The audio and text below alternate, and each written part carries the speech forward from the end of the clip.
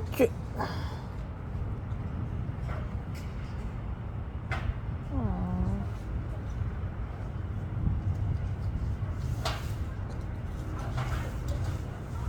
Look at this. That's sad. They gotta clean their own playground.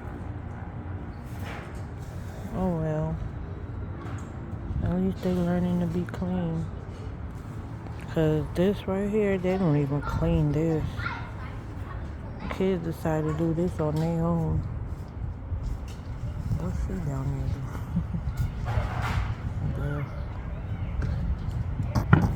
I'm just watching them. They're safe. She's spraying the ground.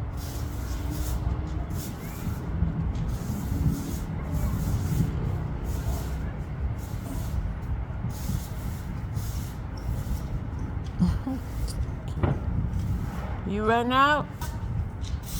How will that be done?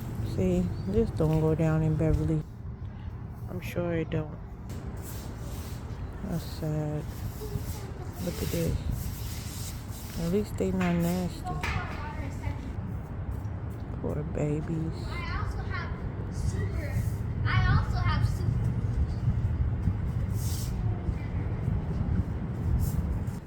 See, stuff like that make me really want to get up out the ghetto. But that only happened in the ghetto, I guess. I'm gonna just sit down. I think I feel a little bit better than how I was feeling. I'm gonna just sit right here. See, everything is computerized, so you don't really get to enjoy life anymore, because everything got to be submitted via Wi-Fi. Everything got to be submitted on the internet. You know what I mean? So that will just suck the life out of anybody. I think I'm gonna go into my book discussion, and then I'll be right back. Okay, so we're gonna just come to a common ground that we're all in the realm of competing. We're supposed to be trying to see who could live a better life than the poorer person or the poorer group. Some people go about doing this while selling their soul. We're all suffering in some type of way, whether it is mentally, emotionally, physically. A lot of people are getting addicted to all type of substances now that I don't know how and why is it so many addiction. Trying to just survive a catastrophic loss, family malfunction, and the unknown factors of this global pandemic would lead anyone living in poverty to depression, as myself. Um, this is a very touchy recording I'm doing. I'm going to try to stay strong. So with the living conditions, how we're living, we are going to be depressed, and most of us is going to have anxiety. Most of our lives now is revolving around social media, where we're constantly checking our emails or even responding to emails. Like me now, I'm trying to register my kids in the school, so I'm just sitting on my phone, you know what I mean? We don't even want to talk about the schools. The schools are failing. Neighborhoods are failing. We have racism. We have police brutality. Oh, police brutality, yeah, that's on the rise. But, the underlying factor of surviving all of this tyranny and whatever else is going on, as far as tokenism or whatever we want to call it, we have to have a lot of patience and believe it that there is a higher power. So they might get away with whatever it is, conspiracy, whatever it is that they're doing, they might get away with it for now. But the higher power is watching. And honestly, my generation has been one disappointment after the other. But I do have a very serious question, why are people investing in our pain? Why is there an investment in poverty? It is an investment because when you're poor, you tend to go to the doctor more because your health is deteriorating.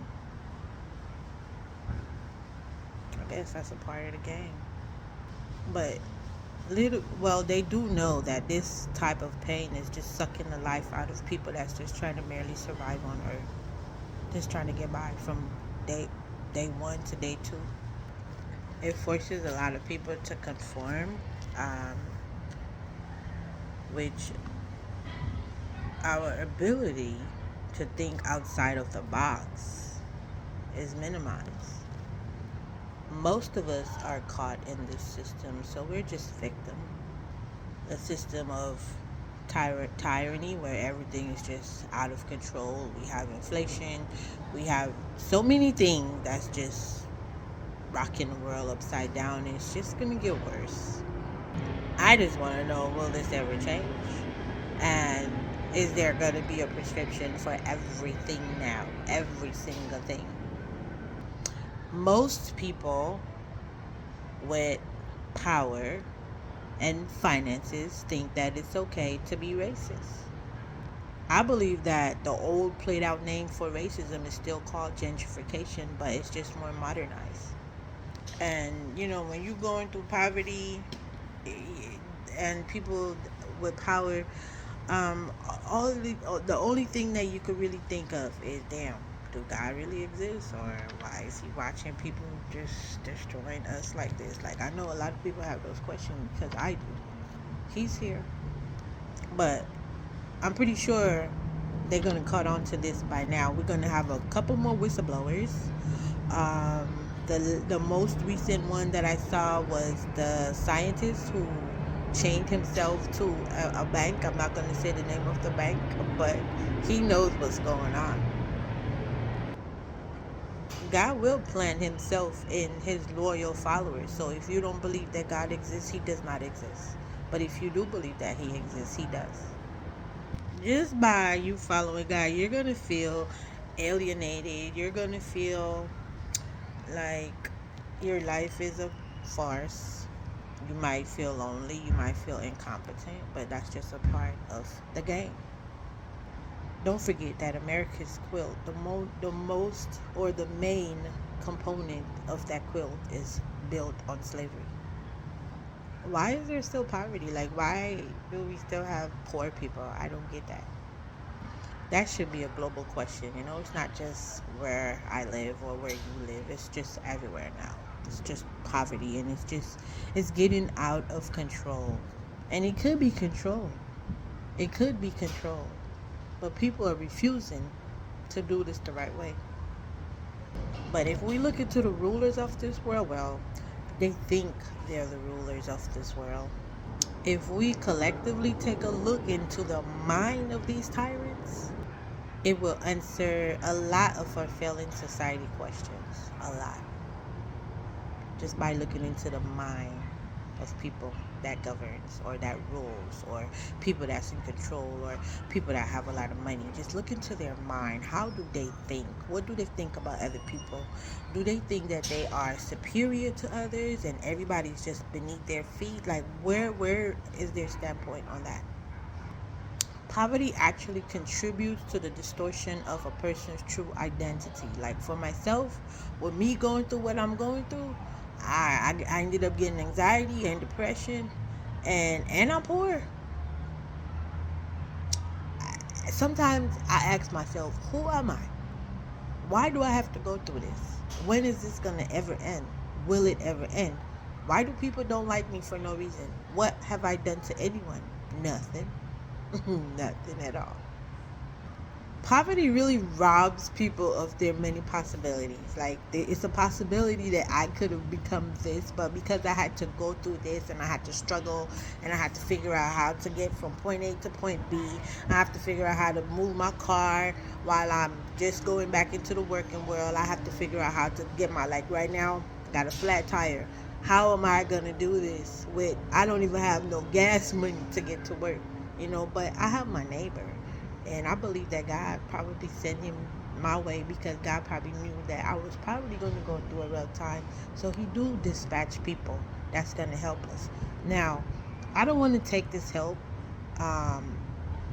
with this person thinking that, okay, this is a contract between him and I, like, okay, well, since I done helped you, then you got to help me out, with this. I would help anybody out with paperwork. If you want me to clean your car out, if you want me to mop some floor. But as far as my body and selling my soul, I will decline the offer for help because it's not that serious. Just know that when we go through anxiety and depression, it does something to us chemically.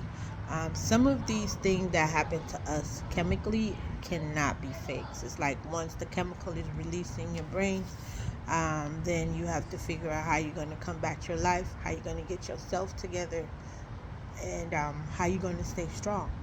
And that's what I'm in the process of doing.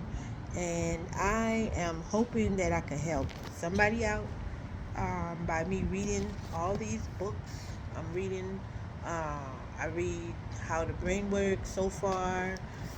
It's Not You, It's Everything. Then I have 2 more books in my bag that I still got to look into. So I'm dealing with my anxiety by reading and listening to music. I do a lot of meditation.